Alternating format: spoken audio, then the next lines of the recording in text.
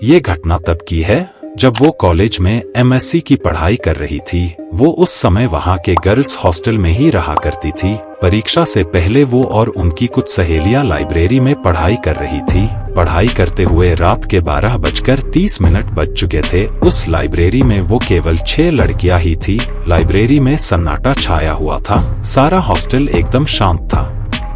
तभी उनमें से एक लड़की ने कहा कि बस यार पढ़ पढ़ के बोर हो गए हैं, क्यों ना कोई खेल खेले जिससे दिमाग भी फ्रेश हो जाएगा और नींद भी आ जाएगी। सब उसकी बात से सहमत हो गए। उनमें से एक लड़की जिसका नाम पूजा था बोली कि चलो हम सब किसी आत्मा से बात करते हैं। ये सब कहकर वो अपने कमरे में गई और ऊईजा बोर्ड लेकर आई जिस पर A to Z तक अल्फाबेट 0 से 9 तक नंबर और किनारों पर यस और नो लिखा था। पूजा ने बोर्ड के चारों किनारों पर 4 मोमबत्तियां जलाई और फिर लाइब्रेरी की सारी लाइट बंद कर दी। फिर उसने सिक्का बोर्ड के बीच में रख दिया।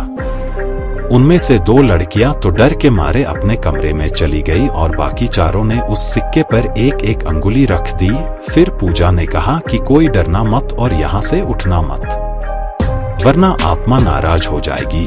अब पूजा बोलने लगी, अगर यहाँ पर कोई आत्मा है तो प्लीज हमसे बात करो। लाइब्रेरी में अजीब सा सन्नाटा और अंधेरा छाया हुआ था। अचानक लाइब्रेरी में कहीं से कुछ आवाज आई। उन्होंने सोचा शायद कोई किताब गिरी होगी। उसी समय सिक्का हिला और जसमीत दीदी ने पूछा, क्या यहाँ पर कोई आत्मा है?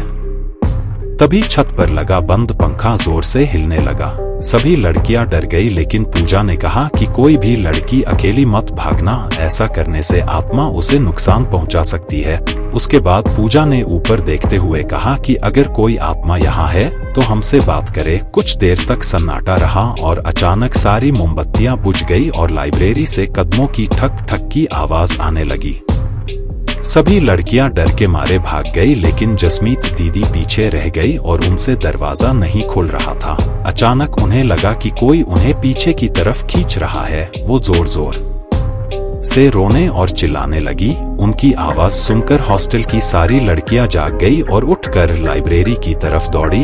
हॉस्टल वार्डन और सभी लड़कियों ने मिलकर दरवाजा खोला और दीदी को बाहर निकाला। इस घटना के बाद उन्हें आज तक लाइब्रेरी के डरावने सपने आते हैं और वो आज तक उस घटना को नहीं भूली। तो दोस्तों, मेरी दीदी के अनुभव को देखकर मुझे ये लगा कि कभी भी किसी आत्मा या प्रेत को परेशान नहीं करना चाहिए।